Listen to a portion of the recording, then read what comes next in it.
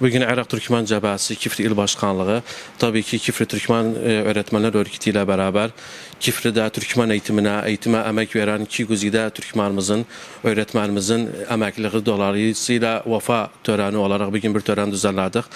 Tabii ki eğitim Türkmen milleti için çok önemli bir unsurdu.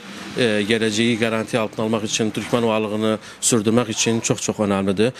Türkmen davasına, eğitimine emek veren insanlarımızı hiçbir zaman unutmarıq. Çok teşekkür ederiz. Gelecek hayatlarında da başarılar dileriz. Buradan da istəslərlə yeni eğitim öğretim yılı için tabii ki Türkmenler olarak çok ihtiyacımız var. Ailelerimize səslənir. Türkmen okuluna çocuklarını qeyd Türkmen okulu, Türkmen eğitimi, Türkmen milletinin geleceğidir. Dilimize göre sahip çıkarıq.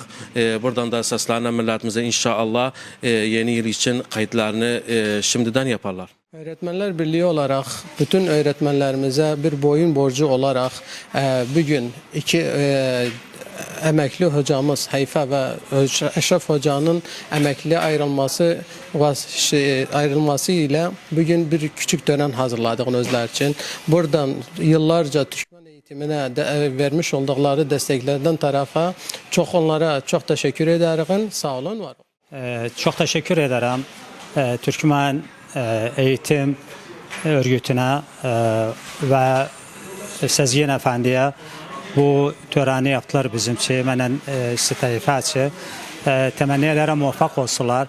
Tabii biz çok bir süre eğitimde kaldığın, işte Türkmen məktəbində 26 il, 27 il hizmet ettiğin bu məktəbə temenni ederim bütün öğretmenlerden çocuklarınla gözleri olsun. Aynı zamanda o çocuklara bir Türkmen'in milliyetçisini arz etsin özler için bir 5 dakika sürede olsa her dersten önce teşvik etsin bu öğrencileri Türkmen məktəbini sevinclə kucaklasılar ve teker gəlsilər, adlarını qaydetsilər Türkmen məktəbində. Çünkü bu bizim dilimizdir.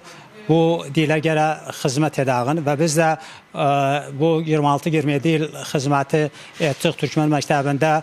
Mən təmənniyim bütün öğrencilərə və öğretmenlərə sıhhat, səlamət, çox sağ olun, təşəkkür ederim.